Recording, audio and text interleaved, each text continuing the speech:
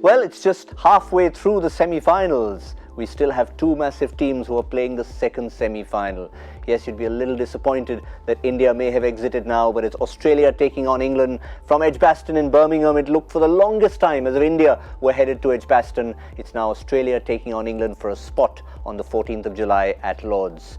With these two teams doing a dress rehearsal for a big summer coming up, the big Ashes summer, I think it's going to be a massive clash. I know Indian spectators have lit up this tournament, but in a different sort of way, it's going to be the match of the tournament, isn't it? Well, it's going to be an important game. I think more important for England than, I think equally important, but I think England would want to win this one. I think England will come hard at Australia, and my money is on England, to be very honest. Pressure, a little bit of pressure. Good, he has kept it short. Perfect, yeah. I think Australia did look like it's just tapering down a little bit in terms of that intensity which they've started in the tournament, and so you remember so seeing that is Mitchell Starc hobbling a little bit. That's what it gave you that feeling. Having said that, you can't really discard Australia because of sheer experience of winning World Cups and dealing with World Cup pressures. They've been fantastic even in this World Cup. They approached it pretty well. They were one of the stronger team through and through the tournament, and I'm still backing England though. Just keeping in mind that you want to see a new winner for the World Cup, and since Indian team is out now, you definitely want a new winner for the competition. England has looked to just kind of gone up in belief after that pressure situation they have been put under of being knocked out of this tournament, and after that they've responded in a really positive manner with individuals stepping up, getting those starts, and team coming together. Living up to that batting strength which they've been talking about, doing the job fantastically well. So I think England with that kind of momentum will be more equipped to deal with the pressures of semi-finals as well, and with the matchup always we're talking about. So it's going to be Mitchell Starc, who has been the main bowler for Australia to have those inroads to set the tone of the match. I think if that goes in England's favour, then for sure England will have the best chance of reaching to the finals. Not to mention the fact that there'll actually be some such thing as a home crowd.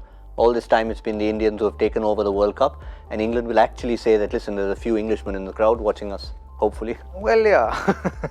Well, whatever's left. Whatever's left. Besides the Indians that are already there. Besides the Indians. But in terms of the squads, remember Australia have a few injuries to talk about. Usman Khawaja definitely ruled out of the tournament. Matthew Wade stepped in. It's useful that Australia had their A squad playing against England, so they could actually walk in there. So do you see any possible changes? Well, I think they'd be... They'll possibly make that one change, which will be condition based change in terms of playing two spinners, because we've seen in Birmingham. Just before you finish, we have had news that Peter Handscomb will definitely play. So Justin Langer has said that. Okay. So in terms of us choosing, so that doesn't really change much. I mean, it's Khawaja was part of the previous match, so he gets replaced by Peter Handscomb, and remaining one tactical change. I feel they would be going for to play two spinners is what my feeling is. If the wicket is the similar kind of wicket what we've seen in Birmingham so far, that wicket has been providing that extra turn. Also, we've seen against the game of New Zealand Pakistan, where actually we felt that New Zealand made that mistake of not playing Ish Sodhi on that particular surface, could have turned to be a good call on that particular day.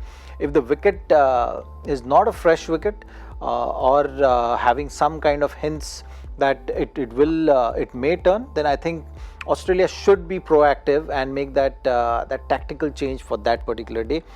Even though it's not a wicket which will be helping for spin bowling, I feel that they might decide to go in with Coulter-Nile as well. That's another possible change which they can in place of Behrendorff. In place of Behrendorff? Yeah. Despite how lethal Berendorf has been off. He has been, but he has been conditions-based bowler, right? He needs those conditions. So if it's a flat out and out flat track, you might say that okay, let's bring in Nathan Coulter-Nile because you know that there's not going to be much swing on offer. If the conditions are going to be supporting the swing, then that's your first priority, to get Jason Berendorf in because of the kind of lengths which he bowls. These are the kind of discussions which the Aussie think tank. You're talking about Berendorf, even Shami was left out here to India's game, so yes, I think it'll be horses for courses kind of a thing. Possibly, and a bit of rain around in Birmingham at least on day one, so possible 2-day semi-final yet again. But let's look at England, the host nation with the home side. And the Eoin Morgan-led team, again, you're seeing pretty much a team that selects itself, Robin? Yeah, no changes here. I think they'd go with whatever's been working for them. They'd go with the same thing. I think the last two games they've again built up momentum and they'd want to carry that forward. And well, like I said, my money's on them, so I want all of them to come off. Would you think of a Moeen Ali just?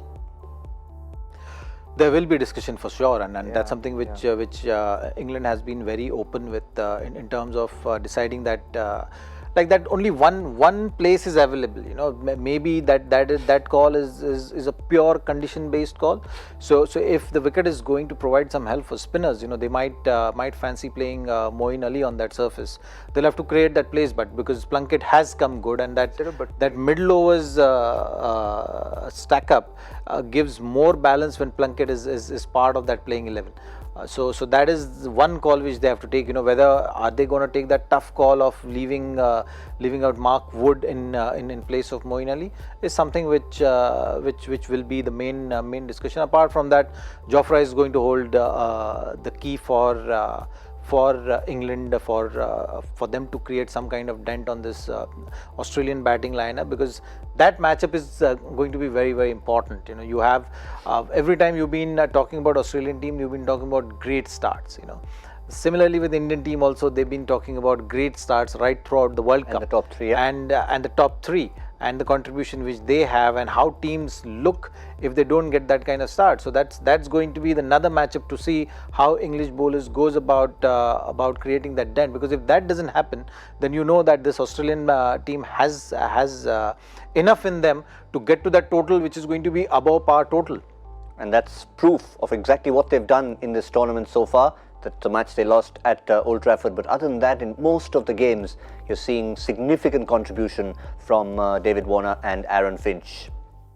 But remember, our game continues. My 11 circle, you simply need to choose semi-final number 2, which is England against Australia from Birmingham, and the rules remain the same. Get your 11 in, pick your captain, etc.